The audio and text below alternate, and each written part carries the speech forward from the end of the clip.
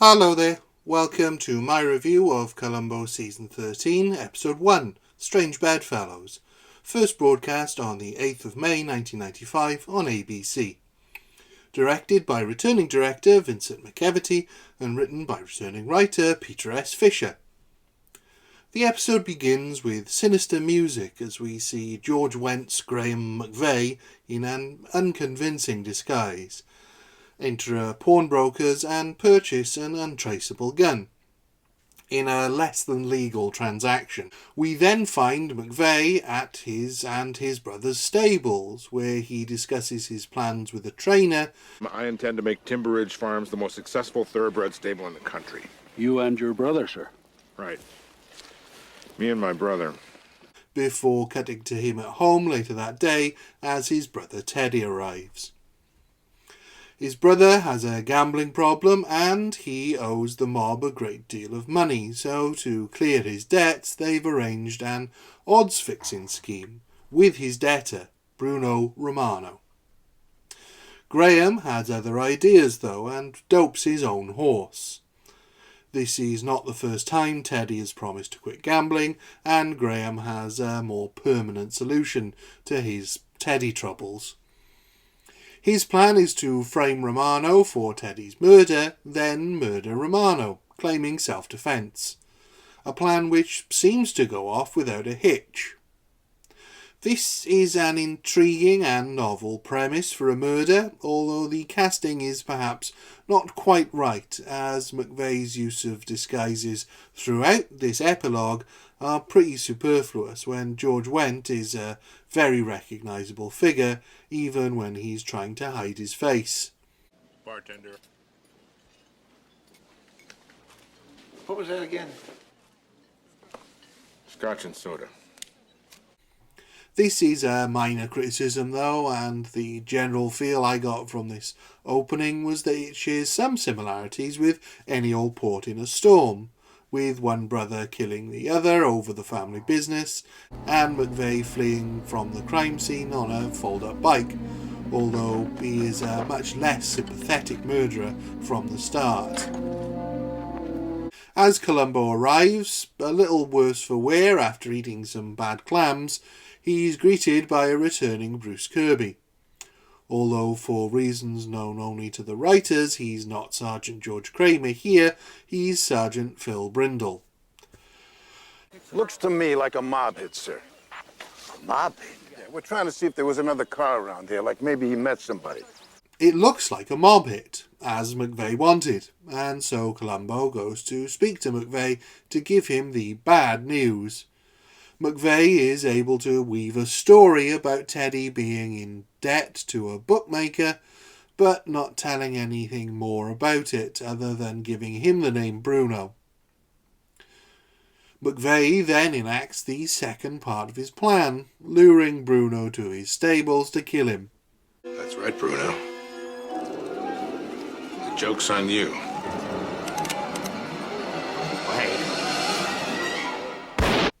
This too seems to go well for McVeigh, until Columbo spots a few inconsistencies.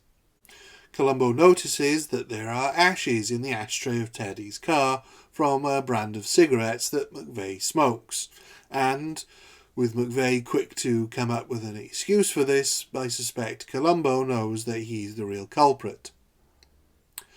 The interplay between these two definitely feels more like the Columbo episodes of old than the new series does in places, and it's very entertaining to watch. It has the right balance of humour and drama, as McVeigh is friendly and overly helpful, while Columbo is Columbo. This tone continues throughout the episode, and as the lieutenant finds out, Bruno was with his waitress on the night of Teddy's murder, and that there were rats in his restaurant earlier that night. Rats that McVeigh set loose there to get Bruno out of his office so he could put a call to Teddy, helping with the frame job. Columbo also then gets kidnapped by mob boss Vincenzo Fortelli, played by the wonderful Rod Steiger, and pretends not to speak Italian. Your last name's Columbo, don't you speak Italian? Well, I never got the hang of it. even though we know this isn't true. Io sono Tenente Columbo e mi fa piacere di conoscere. Fortelli is able to let Columbo know that the gun used to kill Teddy that McVeigh planted on Bruno is not Bruno's gun, and he can prove it. He also lets Columbo know that if he fails to arrest McVeigh, McVeigh will get his own form of justice from Fortelli. As much fun as it is to see Steiger and Falk perform together, and how neat a twist it is to add this element of jeopardy, it also really lets the air out of the story. It doesn't really make sense why Fortelli gives Columbo this ultimatum, rather than just kill McVeigh. Especially as he then tells McVeigh that he wants his farm or he'll kill McVeigh. McVeigh goes to Columbo and asks for protection, which he gives him on a temporary basis, as Columbo continues to tease McVeigh with evidence clearly pointing to him. This is a police artist sketch of a man who was sitting at Romano's bar. Does he work for Bruno Romano? Yes, the bartender, sir. If there were any unfamiliar people in the place. And he mentioned this fella. He remembered him very well because of the lighter. Gold lighter, very much like the one you use, sir. McVeigh is then lured to a restaurant by Fortelli, and so calls Columbo for help. Columbo arrives and Fortelli makes him an offer he can't refuse. Give you a choice. You can walk out of here and never come back. The other choice, I don't think I have to go into much detail about. Which forces McVeigh to confess and provide proof, which of course is exactly what Fortelli helped Columbo set up, although McVeigh never discovers this. Come on, I'll buy you a drink. No thanks. Why not? You're not on duty. It's just that I'm a cream soda type guy. And you're not. I really wish I liked this episode more than I do. It's a good setup, a good villain, and a good gotcha.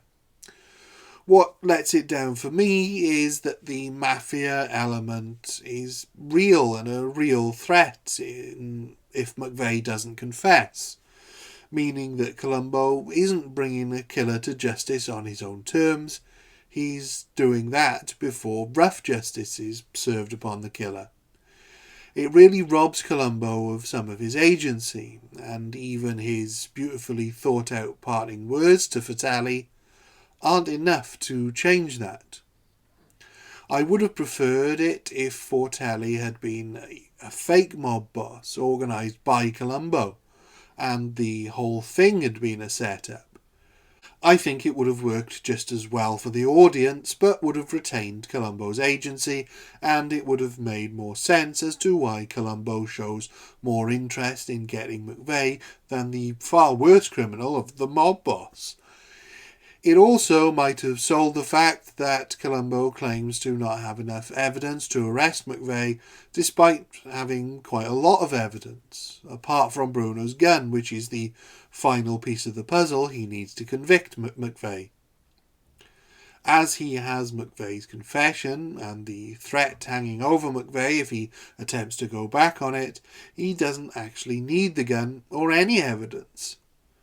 There's definitely a better story in here than the one we get, that could have been found with a little more work, and that's what's frustrating about this as an episode.